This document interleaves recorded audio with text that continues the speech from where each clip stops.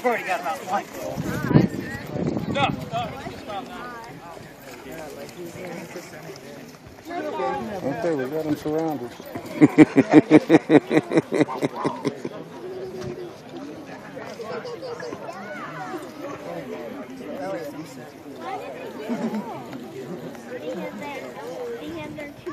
He's well fed on me. It's got to be the cook. Ladies and gentlemen, in a few minutes we'll be beginning the battle. I'll switch over to this thing so that you'll be able to hear me a little bit better. We're going to be doing a demonstration of the battle that took place in the Petersburg area on April the 25th, 1781. Obviously, we don't have a cast of 3,500. The American Army on this field numbered only 1,000 men. They were not regular soldiers. They were militiamen. Many of our Virginians, because it had been a long war, had seen combat service. Most of the officers, a good number of the sergeants, were combat veterans. But the average militiaman was simply an American farmer, a tradesman, a freed man of color. This was also 1781. The war began in 1775. Virginia, the largest of the 13 colonies, the richest of the 13 colonies, is bankrupt. We have spent it all and sent it all. We sent 15 regular regiments to join the army. All 15 have been destroyed or consumed by combat. We sent a regiment of artillery. It's still fighting in the south, but it's only at 1/3 of its strength. You notice the American scout line as the tactical was coming up. Here come the horses. As the tactical was fought, we're going to be fighting in the open order, known as the American fashion.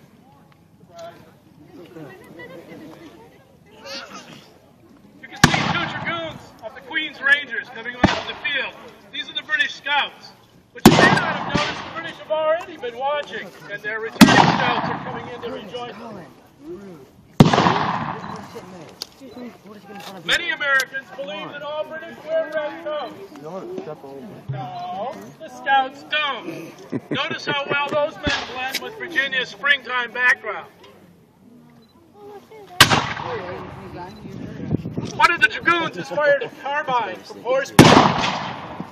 By the way, that's about a 16-gauge shotgun.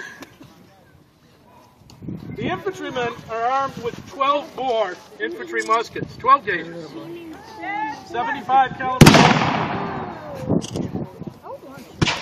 Normally, Americans have an advantage.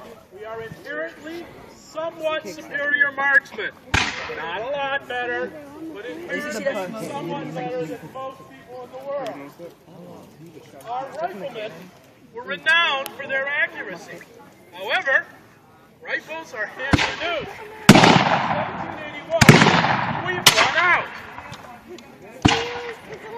The British, at the Battle of Petersburg, will have 3 riflemen to every American rifleman.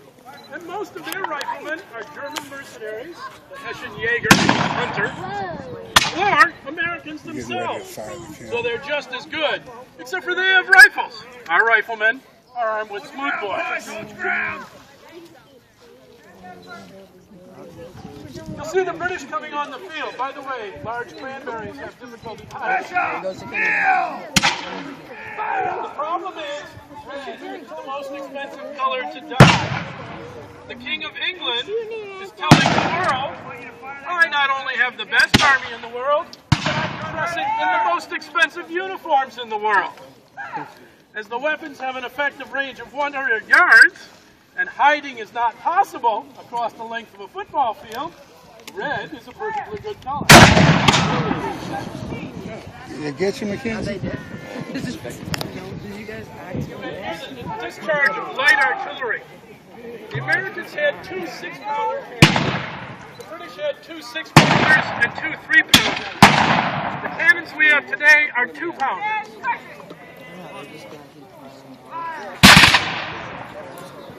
No, when you get close to the It's very confusing, but if you look at the far end of the British line, you'll see a single soldier in blue.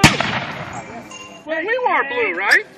That's a distant mercenary of the Regiment von Dunham. No, they'll be for Somebody on their cannon looks like. Go figure. Our commander, Baron von Steuben, the man who trained the army at Valley Forge, but he has come on this field with a rather interesting problem. He has 1,000 my water bottle. He's facing 2,500 British regulars. The British are fully equipped. His men have a Turn around, watch. supply of ammunition. About 24 rounds. Can shoot the cannon again? There is no resupply. He is starting the battle knowing that he is going to lose. He is trying the militia to see how steady they will be. His trick will be to blunt the British, make the militia feel good, and escape to Chesterfield.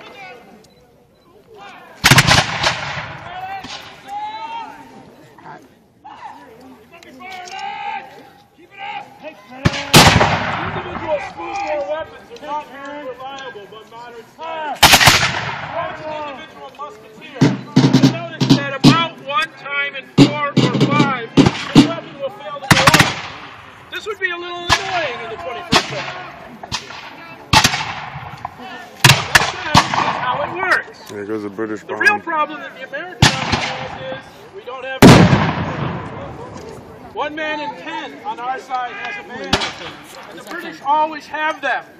The problem with bayonets are they never run out of ammunition, they work in all weather conditions, and the size of bayonets in the 18th century wins.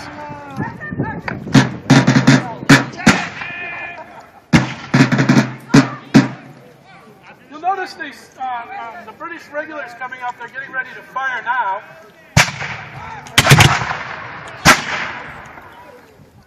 They're deliberately standing not shoulder to shoulder, but in a more open position. Today we're doing that because we don't have bullets. But back then, they would do it so that the firepower would not hit a more concentrated target. Both sides did not want to lose men at this battle. The British, because losing men to American militia is silly. America is full of militiamen, and British regulars come from 3,000 miles away. So, they don't want to lose regulars. We don't want to lose militia, well, because every casualty from a militiaman costs us a voting citizen.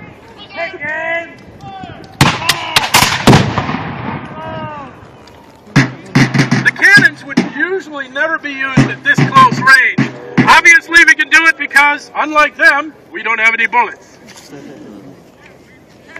Also, spectator sports involving real bullets are bad. especially those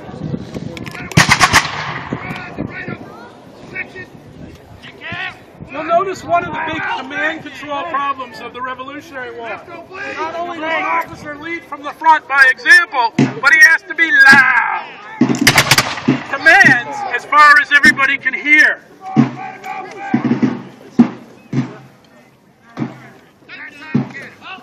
If you look down slope, you may notice that the British are beginning to try and turn the American flank. In this case, from the British point of view, they're trying to turn our right.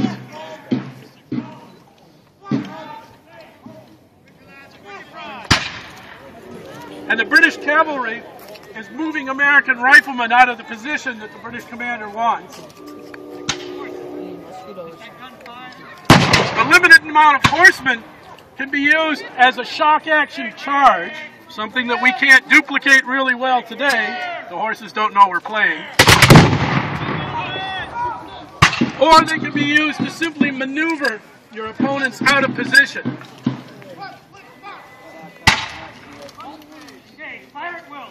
You may notice that the British are moving, kneeling down, not standing like robots. Remember, this is the army that won for 300 years.